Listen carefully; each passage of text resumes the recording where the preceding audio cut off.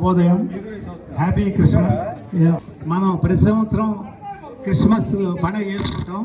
మీకు తెలుసు, ఒక 10 సంవత్సరాలు ఇదే బెస్సియం అని ఒక సిస్టర్ ఉంది. 10 సంవత్సరాలు ప్రతి సంవత్సరం కేక్ తీసుకొచ్చేది. అట్లాగే మన మాస్టర్ యాంతోనీ మాస్టర్, ఆయన ఒక 15 సంవత్సరాలు తీసుకొచ్చారు.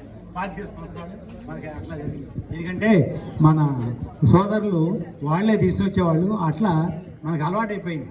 అట్లాగే ముస్లిం సోదరులు వచ్చినప్పుడు ఆ పండగ అది. ఇవాళ ఏంటంటే మెయిన్గా క్రిస్మస్. అసలు క్రిస్మస్ ఎందుకు జరుపుకుంటాం చెప్పండి?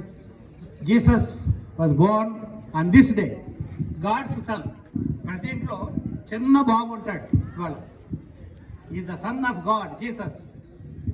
ఆయన పుట్టాడు కాబట్టి క్రిస్మస్ జరుపుకుంటాం అందరూ. అది ఇంపార్టెన్స్ ఏంటంటే the birth of Jesus on Christmas day morning. అందరూ నమ్మకం ఏంటంటే దేవునికి స్తోత్రం కలుగును గాక.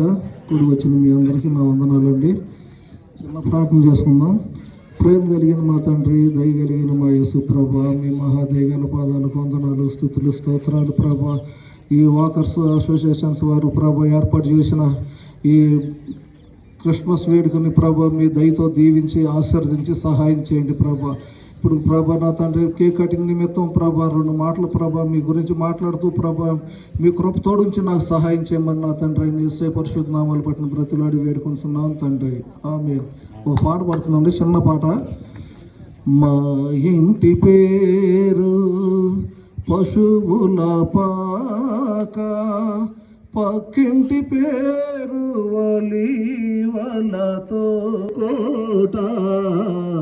మా ఇంటి పేరు పశువుల పాక, పక్కింటి పేరు వలివల తోట.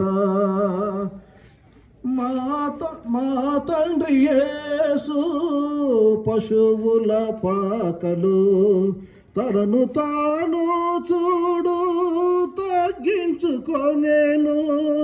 మా తండ్రి యేసు పశువుల పాకలో, తనను తాను చూడు తగ్గించుకోనేను.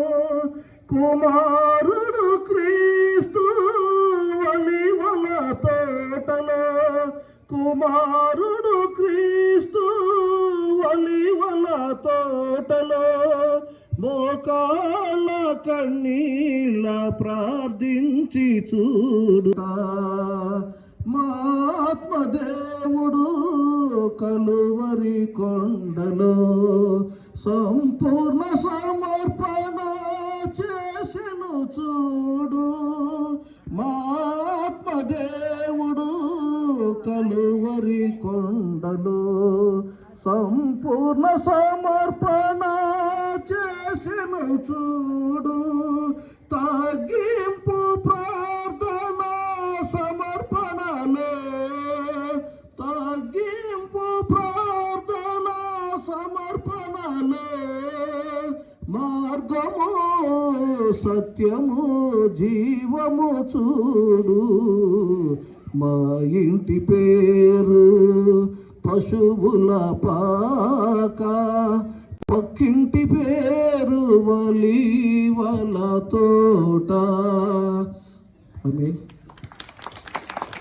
అధ్యాయం 11వ వచనంలో ఉంటుంది. నేడు దావీదు పట్టణమందు రక్షకుడు మీకోసం ఉదయించునని ఉంటుంది.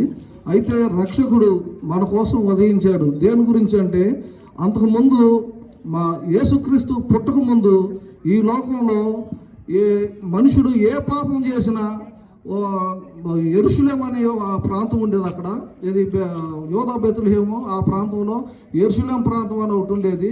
అక్కడికి వెళ్ళి ప్రతి మనిషి కూడా ఏ పాపం చేసినా కంటి చూపుతోనే కానీ, నోటి మాటతో కానీ, హృదయంతోనే కానీ ఏ చేసినా అక్కడికి వెళ్ళి సామాన్యుడైతే నడుచుకుంటూ వెళ్ళాలి. ఇప్పుడు ఉదాహరణకి మనకి హైదరాబాద్ ఇప్పుడు ఒకప్పుడు రాజధాని, మనకి ఈ రాజధానిని ఇక్కడ నుంచి నడిచేవాళ్ళు సామాన్య మానవుడు. ఈ నడిచి వెళ్ళి అక్కడికి వెళ్ళి బలి అర్పించి వచ్చేలోపు మళ్ళీ వచ్చే దారిలోనే మళ్ళీ ఒక పాపం చేస్తూ ఉండేవాడు. ఏదో ఏదో ఒక పాపం అట్లా నోటి మాడుతానో కంటి చూపుతానో రకరకాలుగా ఏదో ఒక పాపం చేస్తూ ఉండేవాడు అనమాట. ఆ పాపాన్ని నిమిత్తం ఉండవాడైతేనేమో గుర్రం బండి మీద వెళ్ళేవాడు, ఒంట్ల మీద వెళ్ళేవాడు, అప్పుడు వాళ్ళు కార్లు అయితే లేవు బహుశా, అయితే ఇట్లా రకరకాలుగా వెళ్ళేవాళ్ళు. లేనివాడు ఈ పరిస్థితి పడుతున్నాడని యేసుక్రీస్తు వారిని ఈ లోకానికి పంపించాడు యెహోవా దేవుడు. యెహోవా దేవుడు పంపించినాక ఈ లోకానికి వచ్చినప్పుడు యెహోవా దేవుడు మన పాపల నిమిత్తం, మన నిమిత్తం ఈ జనాలు పాపంతో బలైపోతున్నారు, పాప భారాల వల్ల నలిగిపోతున్నారు. ఈ భారాల నుండి వీళ్ళని విడిపించాలనే విముక్తి కోసం యేసుక్రీస్తు వారు ఈ లోకానికి వచ్చి మన కోసం, మన పాపాల కోసం ఈ లోకానికి వచ్చి తన ప్రాణాన్ని పెట్టి సిలువలో తన ప్రాణం పెట్టి నాకు చెప్పాడు సుబ్బారావు గారు అన్నీ తెలుసు, బాగా చెప్పాడు బైబిల్ గురించి. అయితే ఈ లోకానికి వచ్చి మన విడిపించడానికి, పాపం నుండి విడిపించడానికి ఈ లోకానికి వచ్చి తన ప్రాణం పెట్టి మళ్ళీ తిరిగి 3వ రోజు లేచి తన తండ్రి దగ్గరికి, తన తండ్రి కుడిపాసన కూర్చోడానికి లేచి వెళ్ళిపోయాడు. ప్రియ సహోదరులారా, అలాగే ఈ లోకంలో మన జీవితాన్ని జీవించిన జీవితాన్ని బట్టి, మన ఈ రోజును బట్టి మన బలులైతే లేవు, కానీ క్రైస్తవులు అయితే ప్రార్థన చేసుకుంటారు, మామూలుగా ముస్లిం సోదరులు అయితే మసీదుకి వెళ్తారు, హిందూ సోదరులు అయితే గుళ్ళకి వెళ్తారు. అదే పాపం నుండి విముక్తి పొందటం, మనం ఈ పాపం నుండి మనం విడుదల పొందాలనే దేవుడు ఈ లోకానికి వచ్చి మన కోసం ప్రాణం పెట్టి వెళ్ళిపోయాడు. ఈ కొద్ది మాటలు దేవుడు దీవించును గాక. ఆమేన్. ఒక జనాభా లెక్కల కోసం పట్టణానికి వెళ్ళవలసి వచ్చి అక్కడ వెళ్తూ ఈ ప్రసవేదన పడుతుంటే అక్కడ ఎక్కడ స్థలం దొరకదు వాళ్ళకి, ఎవరు కూడా వాళ్ళని ఆదరించరు. ఆ టైంలో ఒక పశువుల పాకలో ఆయనకి ఆశ్రయం ఇస్తారు. ఆమెకి అక్కడ ఆవిడ జీసస్ని కంటుంది. అక్కడే తగ్గించుకున్నారు. ఆయన పుట్టేటప్పుడే దేవుడైన ఆయన తగ్గించుకొని పుట్టాడు. ఆ తర్వాత 33.5 సంవత్సరాలు ఆయన జీవించి 3.5 సంవత్సరాలే ఆయన ప్రజల పట్ల అన్ని సూక్తులు, మంచి మాటలు, ప్రసంగాలతో ఆయన అందరినీ ఆశ్చర్యపరిచాడు. ఈయన ఈ 3.5 సంవత్సరాల్లో అక్కడున్న పరిచయాలు, అంటే అంతకుముందు పాదన పందన అనేది ఉండేది, ఆ పాదన పందన అనుసరించేవాళ్ళు. ఆ దాంట్లో ఉన్న తప్పులన్నీ కూడా ఎత్తి చూపిస్తూ అలా ప్రజలకి ఉద్బోధనలు చేస్తున్న టైంలో అక్కడ ఉన్న శాస్త్రులు అందరూ కూడా ఆయన్ని నేరం మోపి సిలువ వేయించి, సిలువ మోపబడి మన ప్రజల పాపం నిమిత్తం ఆయన చనిపోయి 3వ రోజున మళ్ళీ సమాధి చేయబడి 3వ రోజున సమాధి నుండి లేచి ఆయన అందరికీ ఆదర్శవంతుడయ్యాడు. మన అందరం కూడా ఆ దేవుని అందరూ 6:30కి తర్వాత ఫాలోడ్ బై బ్రేక్ఫాస్ట్ కూడా ఉంది. 28 తారీఖున జనరల్ బాడీ మీటింగ్ అండి. Okay, happy Christmas.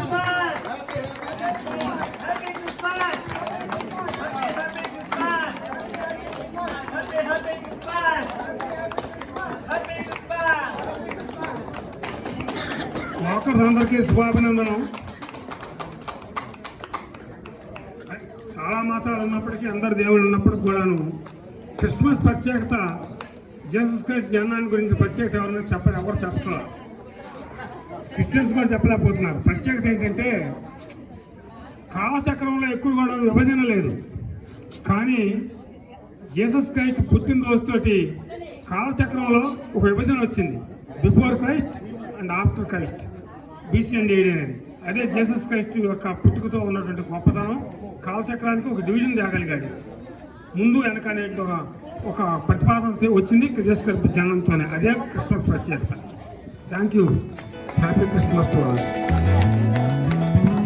Thank you sir.